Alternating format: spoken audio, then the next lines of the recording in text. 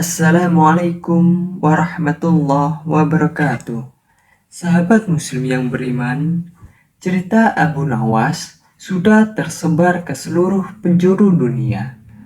Meski umumnya mengandung unsur humor yang mengundang tawa, cerita-cerita dari sang pujangga tersebut tetap menyimpan makna mendalam yang dapat dipelajari dan dijadikan suri tauladan bagi umat muslim. Abu Nawas adalah seorang penyair Arab klasik yang paling terkenal.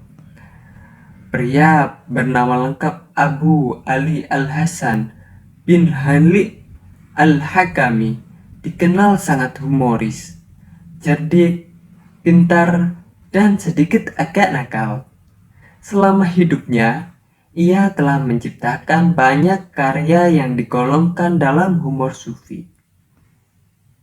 Karakter karyanya yang baru dan unik membuat Abu Nawas kian tersohor. Bahkan, ia sempat menjadi penyair istana atau yang disebut Syai'r al-Bilad. Sampai sekarang, kisah humor Abu Nawas diceritakan turun-temurun di seluruh dunia. Cerita Abu Nawas yang pertama berjudul Menanti Raja. Pada suatu sore, ketika Abu Nawas ke warung teh, kawan-kawannya sudah lebih dahulu berada di sana. Ternyata mereka sengaja menunggu Abu Nawas. Nah, ini dia Abu Nawas datang, kata salah seorang dari mereka. Ada apa? Kata Abu Nawas sambil memesan secangkir teh hangat. Kami tahu engkau selalu bisa melepaskan diri dari perangkap-perangkap Raja Harun al-Rashid. Tetapi kami yakin kali ini engkau pasti dihukum Baginda Raja bila engkau melakukannya. Kawan-kawan Abu Nawas membuka percakapan. Apa yang harus kutakutkan? Tidak ada sesuatu apapun yang perlu ditakuti kecuali Allah Subhanahu wa Ta'ala, kata Abu Nawas menentang. Selama ini, belum pernah ada seorang pun di negeri ini yang berani memantati Baginda Raja Harun al-Rashid. Bukankah begitu, hai Abu Nawas? Tanya kawan Abu Nawas. Tentu saja tidak ada yang berani melakukan hal itu, karena itu ada pelecehan yang amat berat. Siapa saja yang melakukannya pasti akan dipancung oleh Raja Harun al-Rashid, kata Abu Nawas memberitahu. Itulah yang ingin kami ketahui darimu. Beranikah engkau melakukannya? Tanya temannya yang lain.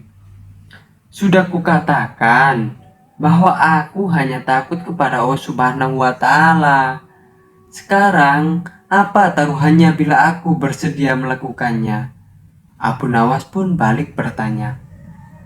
100 keping uang emas. Selain itu, Baginda harus tertawa pada saat engkau pantati.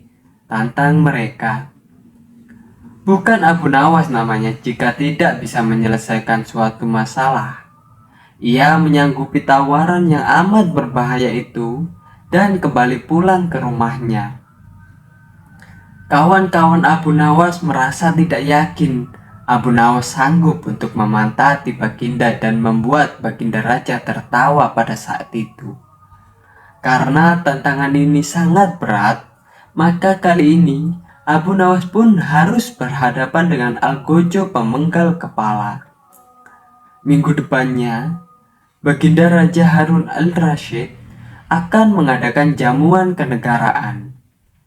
Para menteri, pegawai istana, dan orang-orang dekat Baginda semuanya diundang, termasuk juga Abu Nawas. Abu Nawas merasa hari-hari berlalu dengan cepat karena ia harus menciptakan jalan keluar yang paling aman bagi keselamatan lehernya dari pedang sang algojo. Tetapi bagi kawan-kawan Abu Nawas, hari-hari terasa amat panjang karena mereka sudah tidak sabar menunggu pertaruhan yang amat mendebarkan itu. Persiapan demi persiapan dilakukannya di halaman istana. Baginda Raja menginginkan acara itu akan digelar dengan meriah. Baginda tidak ingin mengecewakan para tamunya, terkhusus untuk raja-raja dari negeri sahabat yang datang. Akhirnya, hari yang dijanjikan telah tiba.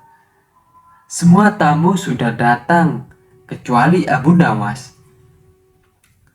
Kawan-kawan Abu Nawas yang menyaksikan dari jauh merasa kecewa, karena Abu Nawas tidak hadir pada acara itu.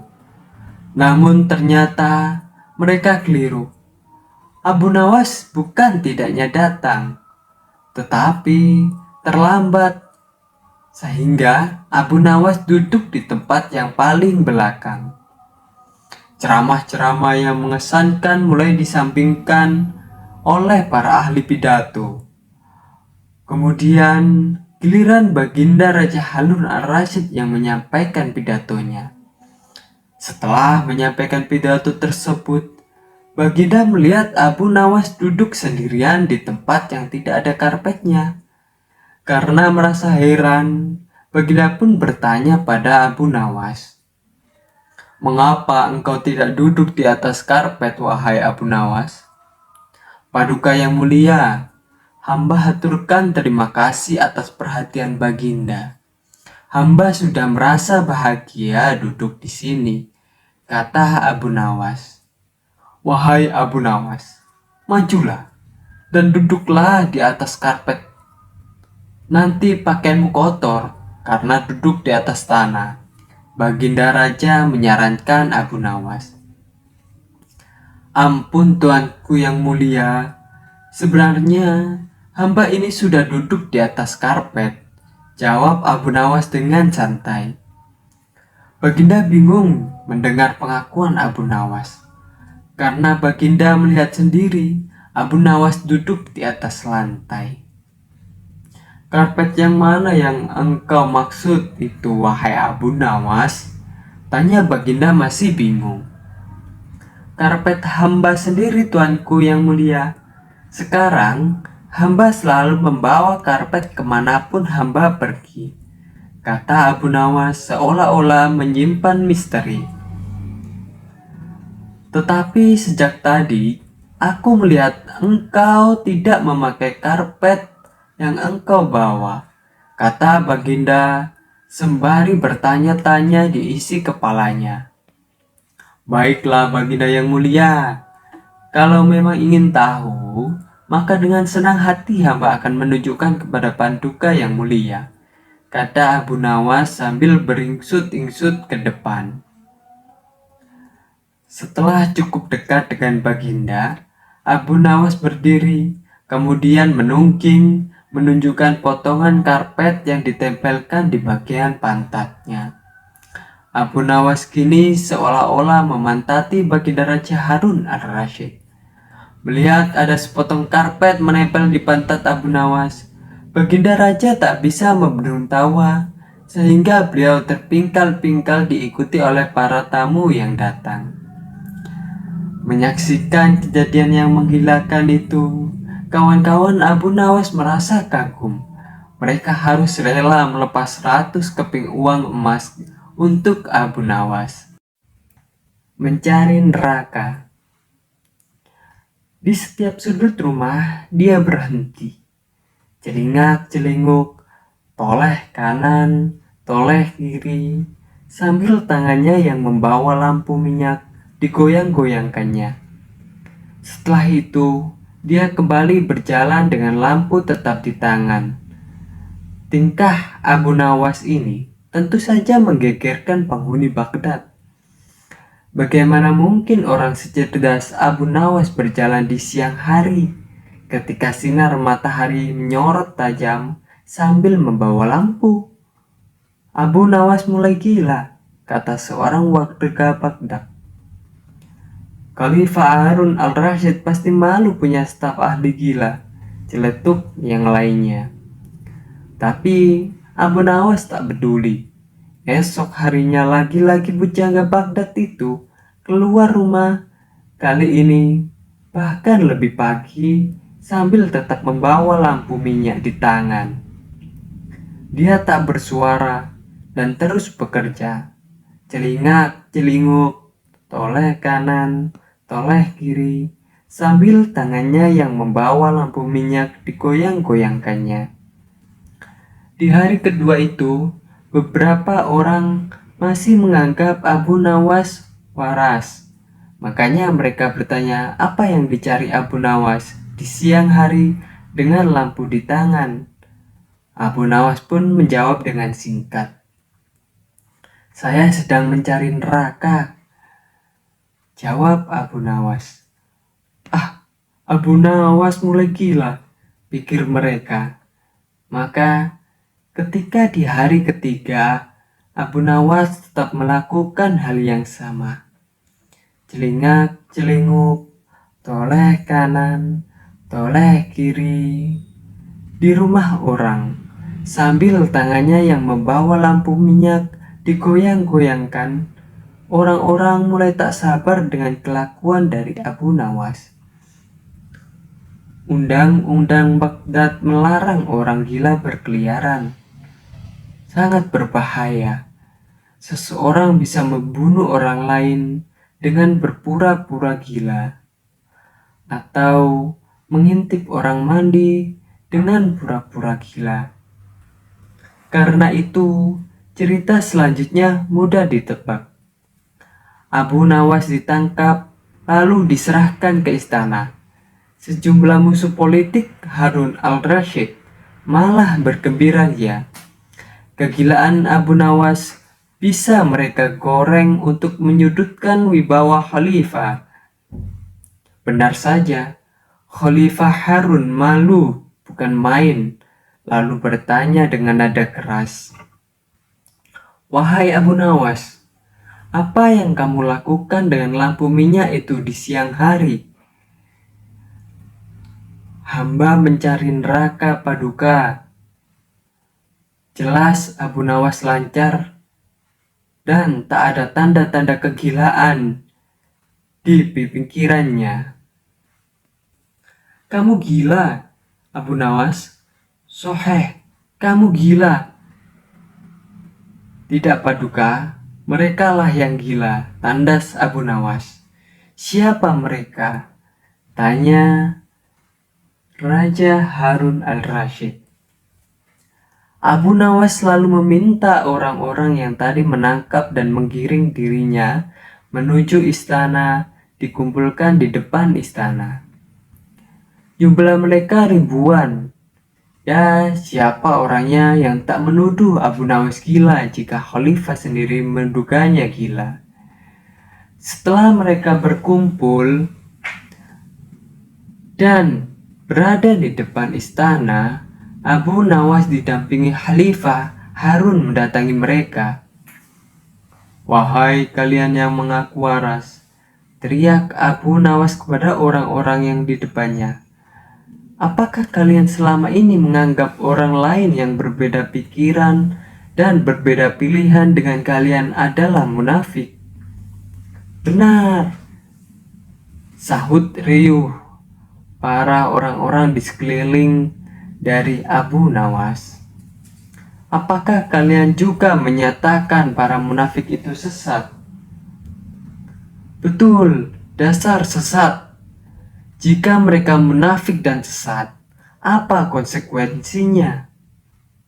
"Hai Abu Nawas, kamu gila ya? Orang munafik pasti masuk neraka. Dasar munafik." "Baik, jika saya munafik, sesat, dan masuk neraka, di mana neraka yang kalian maksud? Punya siapa neraka itu?" jawab Abu Nawas dengan tenang, sambil kali ini lampu di tangannya diangkat tinggi-tinggi, seolah dia mencari sesuatu. Kali ini, orang-orang di depan Khalifah Harun al-Rashid mulai tak sabar.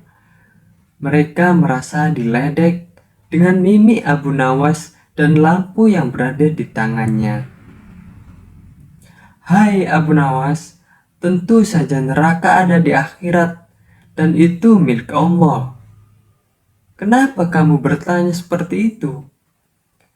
Paduka, mohon maaf, kata Abu Nawas kepada Khalifah Harun al-Rashid. Tolong sampaikan pada mereka, jika neraka ada di akhirat dan yang punya neraka itu adalah Allah.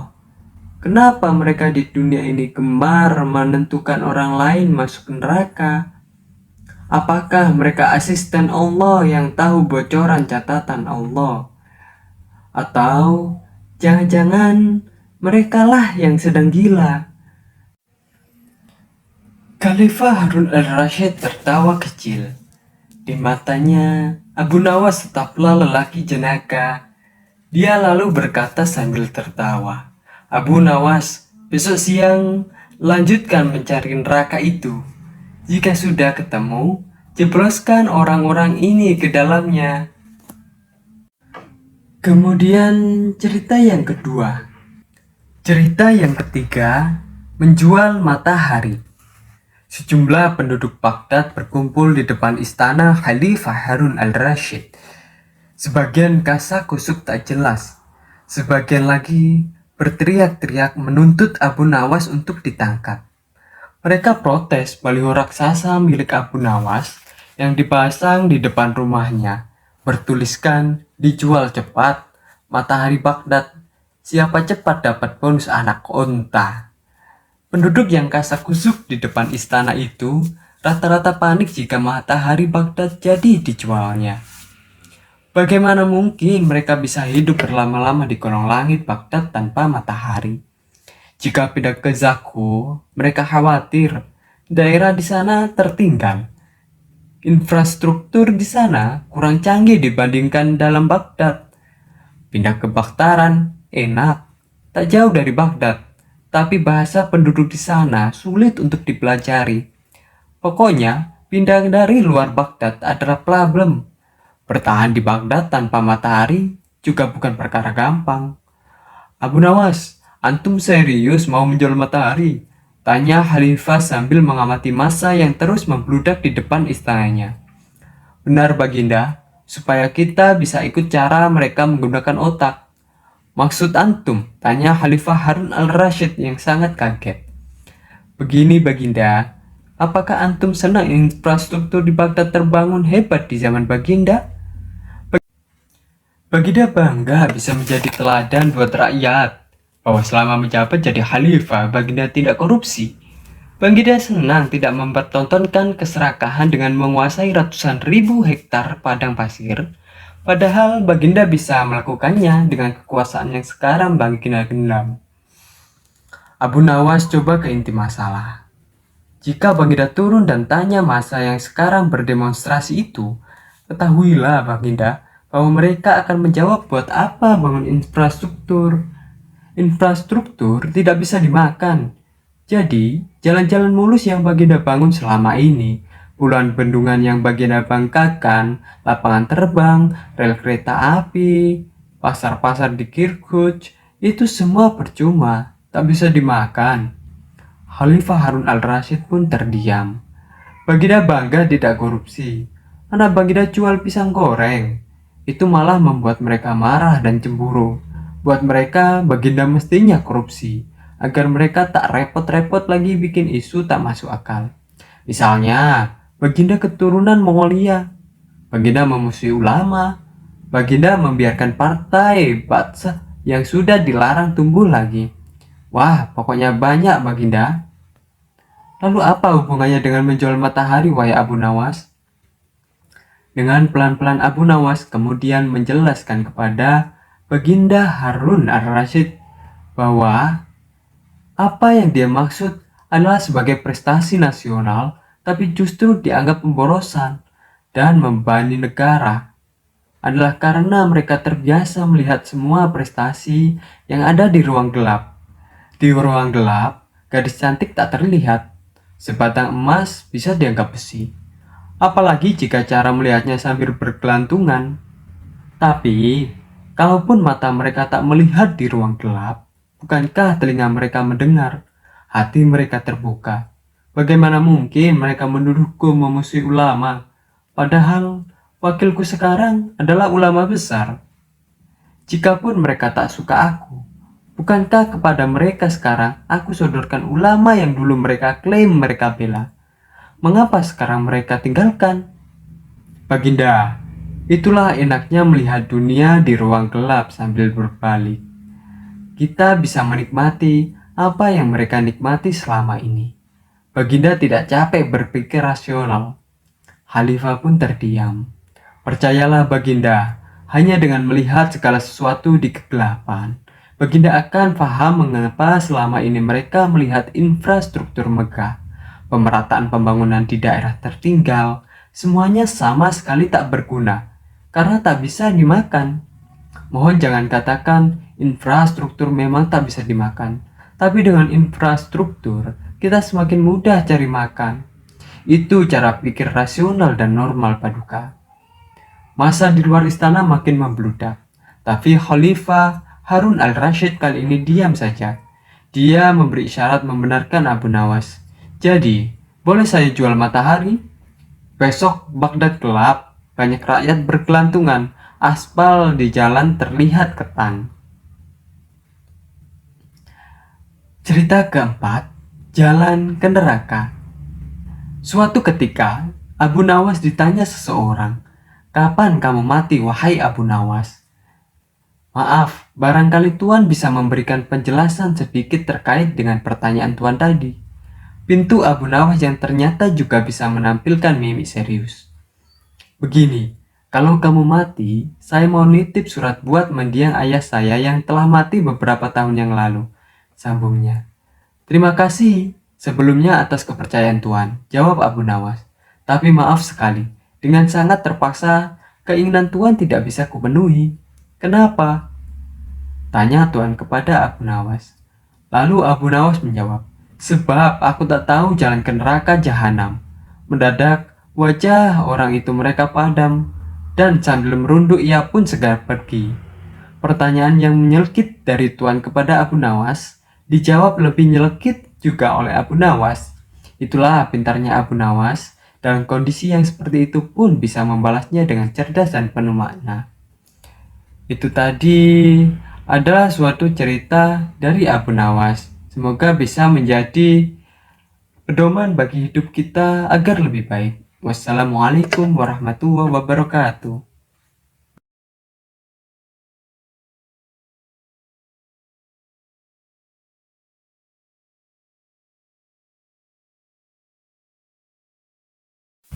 Assalamualaikum warahmatullahi wabarakatuh. Kali ini Abu Nawas akan menceritakan yang pertama mengenai Abu Nawas yang bertemu dengan orang-orang kanibal. Saat itu Abu Nawas baru saja pulang dari istana setelah dipanggil oleh Baginda Raja. Ia tidak langsung pulang ke rumah, melainkan berjalan-jalan lebih dahulu ke perkampungan orang-orang Baduy. Ini memang susah menjadi kebiasaan Abu Nawas yang suka mempelajari adat istiadat orang-orang Baduy. Pada suatu perkampungan, Abu Nawas sempat melihat sebuah rumah yang besar. Dari luar, terdengar suara hingar-bingar seperti suara kerumunan puluhan orang. Abu Nawas pun tertarik, ingin melihat untuk apa orang-orang Baduy itu berkumpul di sana. Ternyata, di rumah besar itu adalah tempat orang Baduy menjual bubur haris, yaitu bubur khas makanan para petani. Tapi Abu Nawas tidak segera masuk ke rumah besar itu. Merasa lelah dan ingin beristirahat, maka ia terus berjalan ke arah pinggiran desa. Abu Nawas beristirahat di bawah sebatang pohon yang rindang. Ia merasa hawa di situ amat sejuk dan juga segar, sehingga tidak berapa lama kemudian mengantuk dan tertidur di bawah pohon. Abu Nawas tak tahu berapa lama ia tertidur. Tahu-tahu ia merasa dilempar ke atas lantai tanah. Rak! Ia pun tergagap bangun. Kurang ajar, siapa yang melemparku? Tanyanya heran sembari menengok kanan kiri.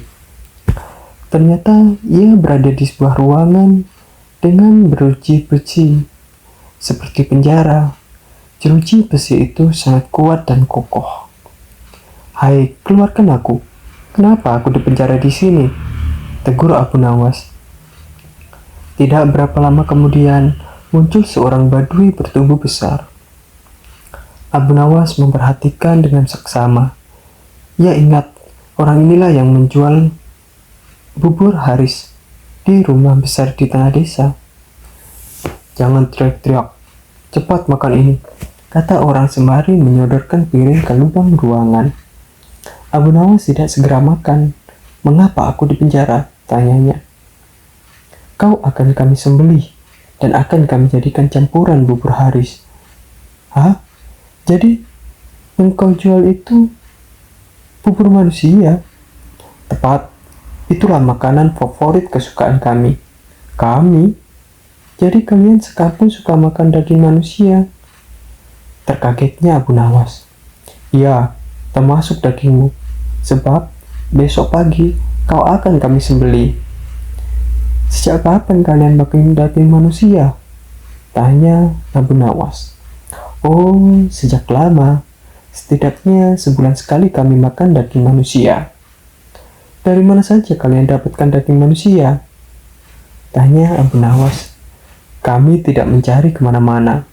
Hanya setiap kali ada orang masuk atau lewat desa kami, pasti kami tangkap dan akhirnya kami sembelih untuk dijadikan bubur. Abu Nawas diam sejenak dan ia berpikir keras bagaimana caranya bisa meloloskan diri dari bahaya maut ini. Ia merasa heran kenapa baginda tidak mengetahui bahwa di wilayah kekuasaannya ada kanibalisme yang merajalela. Ada manusia makan manusia. Barangkali para menteri hanya melaporkan hal yang baik-baik saja. Mereka tidak mau bekerja keras untuk memeriksa keadaan penduduk. Pikir Abu Nawas. Baginda harus tahu hal seperti ini secara langsung, kalau perlu setelah memberi makan berupa bubur badui itu, meninggalkan Abu Nawas. Abu Nawas pun tentu saja tak berani makan bubur itu. Ketakutannya akan bubur yang diberikan adalah bubur manusia. Ia menahan lapar semalam tak tidur.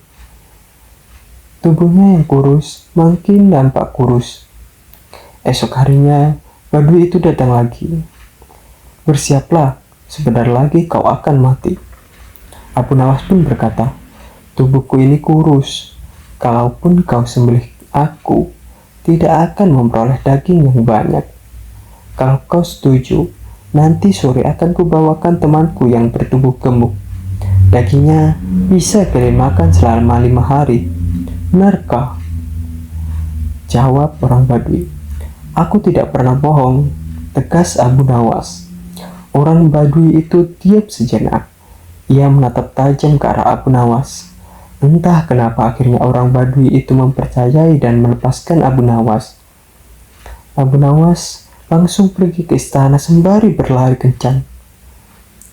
Setelah berbasa-basi, maka baginda bertanya kepada Abu Nawas, ada apa Abu Nawas? Kau datang tanpa kupanggil. Ampun tuanku, hamba baru saja pulang dari suatu desa yang aneh. Jawab Abu Nawas. Desa aneh? Apa keanehannya? Di desa tersebut, ada orang menjual bubur Haris yang khas dan sangat lezat. Di samping itu, hawa di desa itu benar-benar sejuk dan segar. Bahkan aku sempat tertidur. Aku ingin berkunjung ke desa itu, pengawal. Siapkan pasukan, tegas baginda raja. Ampun tuanku, jangan membawa-bawa pengawal. Tuanku harus menjadi orang dewasa, orang biasa. Tapi ini demi keselamatanku sebagai seorang raja, tandasnya. Ampun tuanku, jika bawa-bawa tentara, maka orang di desa akan ketakutan dan tuanku tak akan dapat melihat orang menjual bubur khas itu. Tandas Abu Nawas. Baiklah, kapan kita berangkat? Sekarang juga tuanku, supaya nanti sore kita sudah datang di perkampungan itu. Demikian Baginda dengan menyamar sebagai seorang biasa mengikuti Abu Nawas ke perkampungan orang-orang Baduy kanibal itu tanpa mengetahui bahwa di sana banyak orang-orang kanibal. Abu Nawas mengajak Baginda masuk ke rumah besar tempat orang-orang makan bubur. Di sana mereka membeli bubur. Baginda pun memakan bubur itu dengan lahapnya. Betul katamu, bubur ini memang lezat, kata Baginda setelah makan. Kenapa buburmu tidak kau makan, wahai Abu Nawas? Hamba masih kenyang, Baginda, kata Abu Nawas sambil melirik dan berkedip ke arah penjual bubur. Setelah makan, Baginda diajak ke tempat pohon rindang yang hawanya sejuk. Betul juga katamu, di sini hawanya memang sejuk dan juga segar. Aku kok mengantuk sekali, kata Baginda. Tunggu tuanku, jangan tidur dulu. Hamba pamit mau buang air kecil di semak belukar sana. Baik, pergilah Abu Nawas. Baru saja Abu Nawas melangkah pergi, Baginda sudah tertidur. Tapi ia segera terbangun lagi ketika mendengar suara bentakan keras. Hai orang gendut, cepat bangun, atau kami sembelih di tempat ini. Ternyata Baduy penjual bubur sudah berada di belakang dari Baginda dan menghunus pedang ke arahnya. Apa-apaan ini, protes Baginda. Jangan banyak cakap, cepat jalan. Baginda mengikuti perintah orang Baduy itu dan akhirnya dimasukkan ke dalam penjara. Mengapa aku di penjara? Tanya Baginda Raja. Besok kau akan kami sembelih. Dagingmu kami campur dengan tepung gandum dan jadilah bubur Haris yang terkenal lezat. Hahaha. Astaga, jadi yang kumakan tadi? Wajah Baginda dengan raut wajah yang takut dan juga bingung. Betul, kau telah memakan bubur kami, bubur manusia. Baginda mau muntah tapi tak bisa. Sekarang tidurlah, berdoalah, sebab besok kau akan mati. Tunggu, mau apa lagi? Berapa penghasilanmu sehari dan menjual bubur itu? 50 dirham. Cuma segitu? Iya, aku bisa memberimu 500 dirham hanya dengan menjual topi. Masa? Sekarang berikan aku bahan kain untuk membuat topi. Besok pagi boleh kau coba menjual topi buatanku itu ke pasar. Hasilnya boleh kau miliki semua. Badu itu pun terkejut dan bingung. Namun, esok paginya Baginda menyerahkan sebuah topi yang bagus kepada si Baduy. Baginda berpesan, juallah topi ini kepada Menteri Farhan di istana Baghdad. Baduy itu menuruti saran Baginda. Menteri Farhan terkejut saat melihat seorang Baduy datang menemui. Mau apa kau? Tanya Farhan, sang menteri Baginda Raja. Menjual topi. Farhan melirik. Topi itu memang bagus. Ia mencoba memeriksanya. Dan alangkah terkejutnya ketika melihat hiasan berupa huruf-huruf yang maknanya adalah surat dari Baginda yang ditujukan kepada dirinya. Harga topi ini 500 dirham, tak boleh kurang. Baik, aku beli. Segera Farhan, sang menteri Baginda membeli topi tersebut. Baduy itu langsung pulang dengan wajah ceria. Sama sekali ia tak tahu jika Farhan telah mengutus seorang prajurit untuk mengikuti langkahnya. Siangnya, prajurit itu datang lagi ke istana dengan melaporkan lokasi perkampungan si penjual bubur. Farhan cepat bertindak sesuai pesan di surat Baginda. Semua orang Baduy di kampung itu pun ditangkap sementara Baginda berhasil diselamatkan. Untung kau bertindak cepat, Farhan. Sementara Baginda masih kesal dengan Abu Nawas karena meninggalkannya. Namun, Abu Nawas sempat berucap padanya bahwasanya hal itu dilakukan supaya Baginda mengetahui keadaan di negaranya. Itu tadi adalah cerita dari Abu Nawas yang melawan orang-orang kanibal.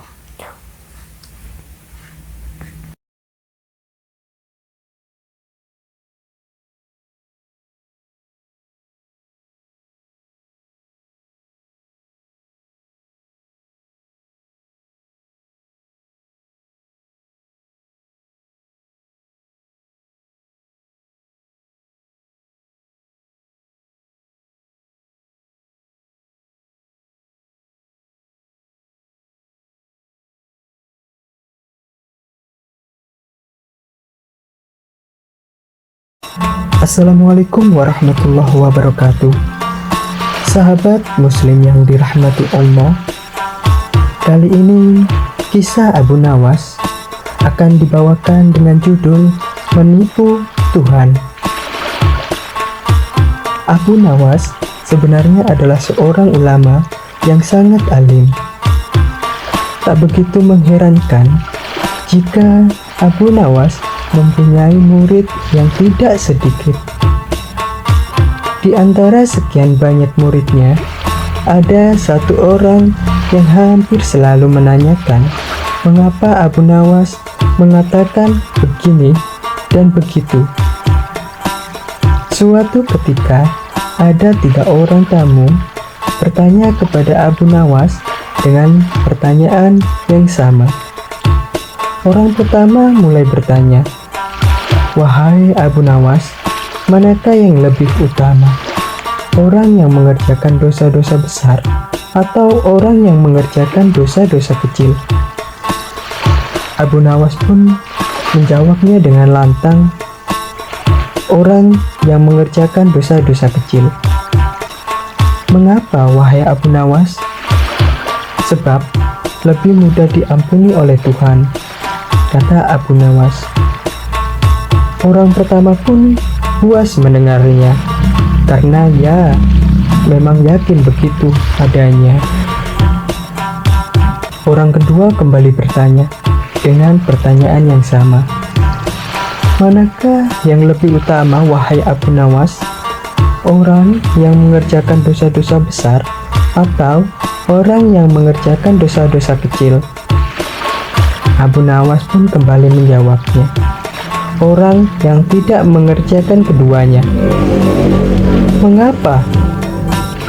"Dengan tidak mengerjakan keduanya, tentu tidak memerlukan pengampunan dari Tuhan," kata Abu Nawas.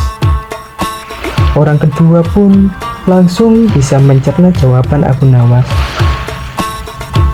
Orang ketiga juga bertanya dengan pertanyaan yang sama pula. "Wahai Abu Nawas, manakah yang lebih utama? Orang yang mengerjakan dosa-dosa besar atau orang yang mengerjakan dosa-dosa kecil?" Kembali Abu Nawas menjawabnya, "Orang yang mengerjakan dosa-dosa besar." "Mengapa?" "Sebab pengampunan Allah kepada hambanya sebanding dengan besarnya dosa-dosa hamba itu," jawab Abu Nawas. Orang ketiga menerima alasan Abu Nawas. Kemudian, ketika orang itu pulang dengan perasaan puas. Karena belum mengerti, seorang murid Abu Nawas pun ikut bertanya, "Mengapa dengan pertanyaan yang sama bisa menghasilkan jawaban yang berbeda, wahai Abu Nawas?" Manusia dibagi 3 tingkatan: tingkatan mata, tingkatan otak, serta tingkatan hati. Apakah tingkatan mata itu, wahai Abu Nawas? Anak kecil yang melihat bintang di langit, ia mengatakan bintang itu kecil karena ia hanya menggunakan mata, jawab Abu Nawas mengandaikan. Apakah tingkatan otak itu? Tanya murid Abu Nawas. Orang pandai yang melihat bintang di langit, ia mengatakan bintang itu besar karena ia berpengetahuan, jawab Abu Nawas. Lalu, apakah tingkatan hati itu, wahai Abu Nawas? Orang pandai dan mengerti yang melihat bintang di langit, ia tetap mengatakan bintang itu kecil, walaupun ia tahu bintang itu sangatlah besar. Karena bagi orang yang mengerti, tidak ada satupun yang lebih besar dibandingkan kemahabesaran Allah Subhanahu wa Ta'ala. Kini murid Abu Nawas mulai mengerti mengapa pertanyaan yang sama bisa menghasilkan jawaban yang berbeda-beda. Kemudian ia bertanya lagi, "Wahai guruku Abu Nawas, Mungkinkah manusia bisa menipu Tuhan? Mungkin, jawab Abu Nawas. Bagaimana caranya? Tanya murid Abu Nawas dengan rasa ingin tahu yang sedang meledak-ledak. Dengan merayunya melalui pujian-pujian dan doa-doa, kata Abu Nawas. Ajarkanlah doa itu padaku, wahai guru, minta sang murid. Doa itu adalah Ilahilas tulil firdausi ala wala aqwa ala naril jahim fahabali taubatan wa ghafir dunubi fa innaka ghafirun syahil alim. Sedangkan arti doa itu adalah, wahai Tuhanku, aku ini tidak pantas menjadi penghuni surga, tetapi aku tidak akan kuat terhadap panasnya api neraka. Oleh sebab itu, terimalah tobatku, serta ampunilah dosa-dosaku, karena sesungguhnya Engkaulah Zat yang mengampuni dosa-dosa besar. Itulah bagaimana cerita Abu Nawas dengan judul Menipu Tuhan. Semoga ada dan banyaknya hikmah pada cerita ini bisa membawa kita ke arah yang lebih baik. Wallahu a'lam. Semoga kita bersama-sama mampu kembali ke Allah dengan lebih baik lagi. Amin, amin, amin, Allahumma amin. Assalamualaikum warahmatullahi wabarakatuh.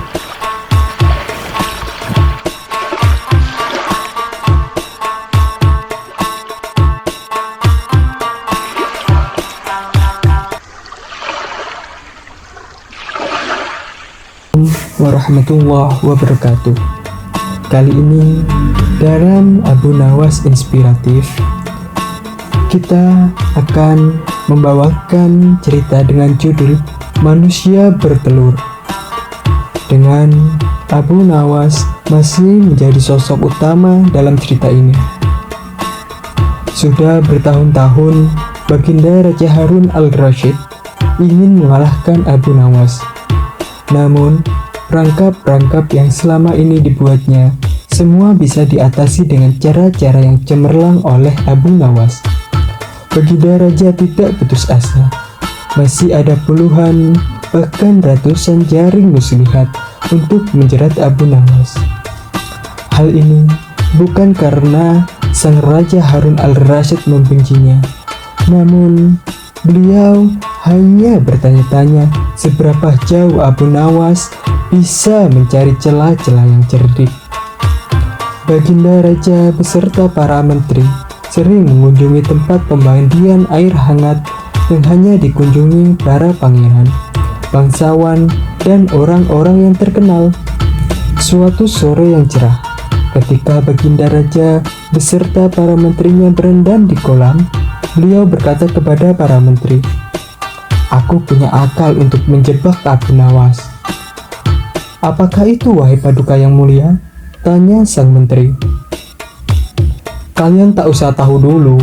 Aku hanya menghendaki kalian datang lebih dini besok sore.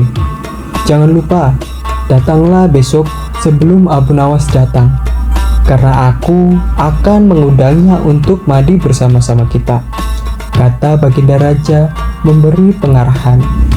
Baginda Raja memang sengaja tidak menyebutkan tipuan apa yang akan digelar besok.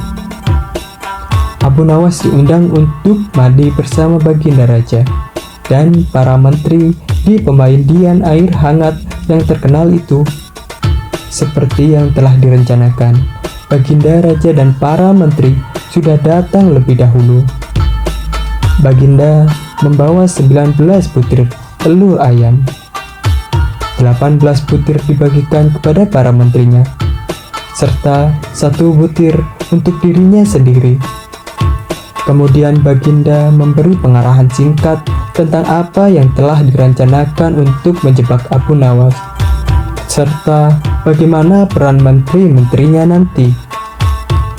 Ketika Abu Nawas datang, Baginda Raja beserta para menteri sudah berendam di kolam. Abu Nawas harap-harap cemas. Kira-kira permainan apa lagi yang akan dihadapi? Gumamnya. Mungkin permainan kali ini lebih berat karena Baginda Raja Harun al-Rasyid tidak memberi tenggang waktu untuk berpikir. Tiba-tiba Baginda Raja membuyarkan lamunan Abu Nawas. Beliau berkata, "Hai Abu Nawas, aku mengundangmu mandi bersama karena ingin mengajak engkau ikut dalam permainan kami." "Permainan apakah itu, Paduka yang mulia?" tanya Abu Nawas. "Kita sekali-kali melakukan sesuatu yang secara alami hanya bisa dilakukan oleh binatang.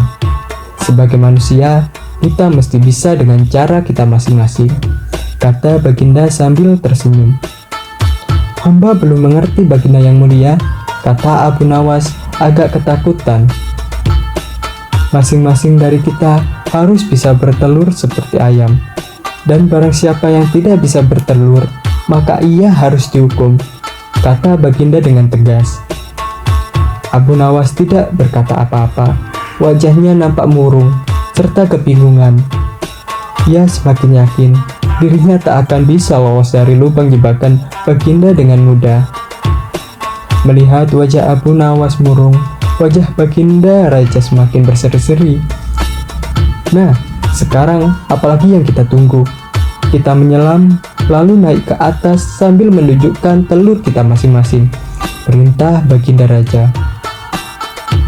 Baginda Raja dan para menteri mulai menyelam, kemudian naik ke atas satu persatu dengan menanting sebutir telur ayam. Abu Nawas masih di dalam kolam.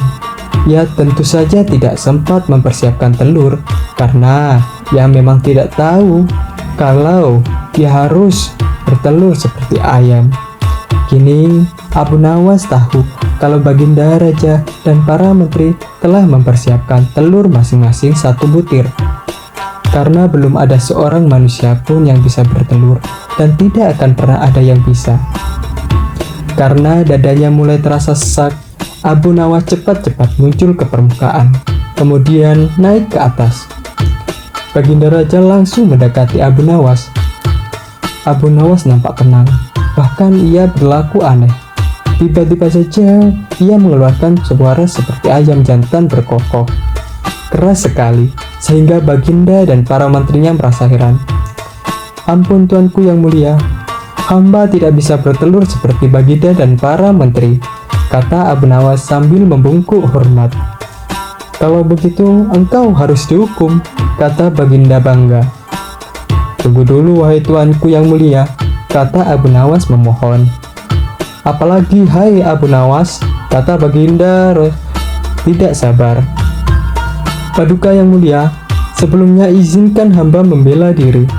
Sebenarnya, kalau hamba mau bertelur, hamba tentu mampu.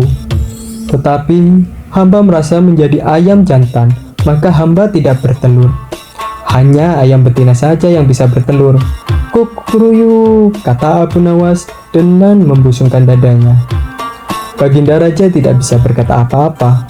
Wajah Baginda dan para menteri yang semula cerah, penuh kemenangan, kini mendadak berubah menjadi merah padam karena malu. Sebab mereka dianggap ayam betina. Abu Nawas memang licin, malah kini lebih licin daripada belut. Karena merasa malu, Baginda Raja Harun al-Rasyid dan para menteri segera berpakaian dan kembali ke istana tanpa mengucapkan sepatah kata pun. Memang Abu Nawas tampaknya yang blow on.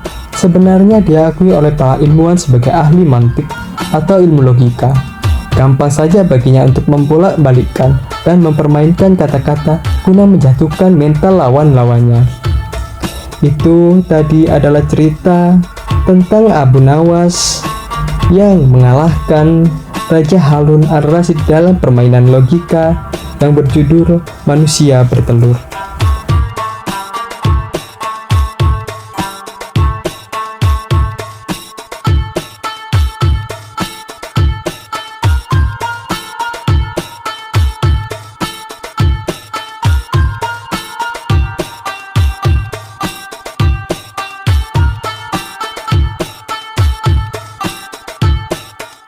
warahmatullahi wabarakatuh.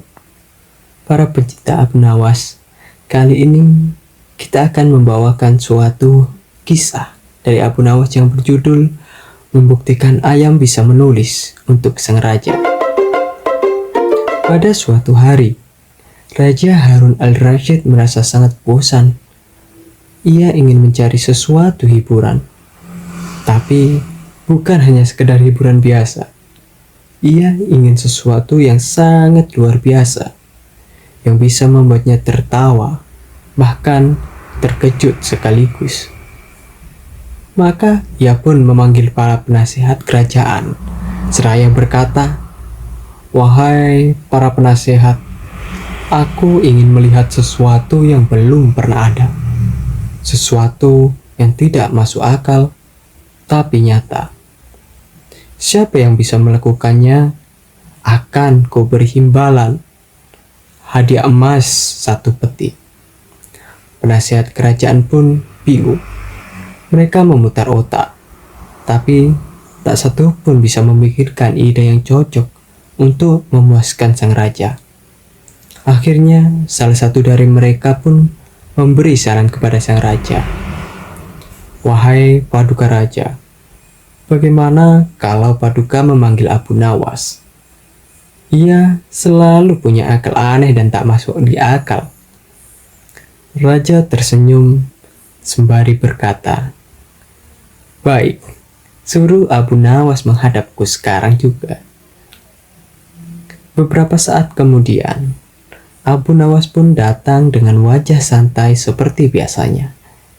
Ia memberi salam dan juga bertanya pada sang raja, "Wahai Paduka Raja, yang juga bijaksana dan lemah lembut, adakah aku bisa membantu mengurangi kebosananmu hari ini?" Raja pun menatapnya dan berkata, "Wahai Abu Nawas, aku ingin kau menunjukkan sesuatu yang sangat luar biasa. Jika kau bisa membuat seekor ayam bisa menulis, maka akan kuberi 1 peti penuh emas untukmu. Tapi jikalau gagal, kau akan aku penjarakan." Para menteri langsung terbelalak. "Ayam bisa menulis? Gila!" bisik mereka secara perlahan. Tapi Abu Nawas hanya tersenyum santai. "Paduka, apakah aku diberi waktu untuk mempersiapkannya?" Paduka pun menjawab, "Kau kuberi waktu 3 bulan. Jika setelah 3 bulan ayam itu belum bisa menulis, kau tahu kan nasibmu?"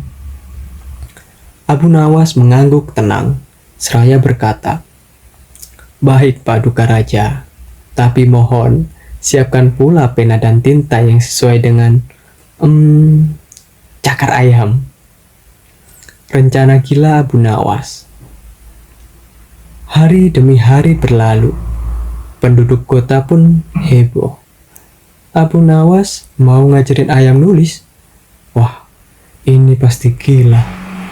Tapi yang membuat mereka makin bingung adalah setiap pagi Abu Nawas terlihat membawa seekor ayam jantan ke dalam ruangannya, lengkap dengan meja kecil, pena, tinta, dan sebutir jagung. Tiap hari Abu Nawas meletakkan pena di depan ayam dan jagung di sebelah kertas. Jika ayam mematuk jagung, ia memindahkan jagung ke tempat berbeda, lebih jauh dari kertas. Ayam pun mau tak mau mulai menginjak-injak kertas. Sedikit demi sedikit, tinta yang diletakkan di bawah kakinya mulai membekas di kertas. Pada hari pembuktian, 3 bulan pun berlalu. Raja sangat penasaran setengah mati. Ia memanggil Abu Nawas. "Wahai Abu Nawas, mana buktinya bahwa ayam itu bisa menulis?" Abu Nawas masuk ke istana dengan bangga, gagah, dan berwibawa dengan membawa ayam dan sebuah gulungan kertas. Ia meletakkan ayam di atas meja, memberinya jagung di ujung meja, lalu memberi tinta di bawah kaki ayam. Ayam itu pun berjalan dengan semangat dan meninggalkan bekas tinta tak beraturan di kertas. Raja menatapnya dan juga tertawa. Ini bukan tulisan, ini cuma coretan ayam. Abu Nawas langsung tersenyum. Wahai Paduka, bukankah tadi Paduka hanya meminta ayam bisa menulis, bukan menulis indah kan? Dan lihatlah, ayam ini sudah tahu cara memegang pena. Dengan kakinya, ia juga tahu kapan harus mencelupkan tinta. Kalau tulisan dokter bisa tak terbaca, apalagi ayam. Seluruh ruangan meledak dengan tawa. Bahkan raja pun tak bisa menahan tawanya. Abu Nawas benar-benar gila, tapi cerdik sekali. Baiklah, sesuai janjiku, ini hadiahmu. 1 peti emas. Dalam kisah ini, Abu Nawas pun pulang dengan seraya menggumam di hatinya. Bagaimana bisa dia mengajarkan suatu ayam untuk menulis, tetapi apa yang tidak bisa dilakukan di dunia ini atas kehendak sang kuasa. Itu tadi adalah sepenggal cerita tentang Abu Nawas. Terima kasih. Wassalamualaikum warahmatullahi wabarakatuh.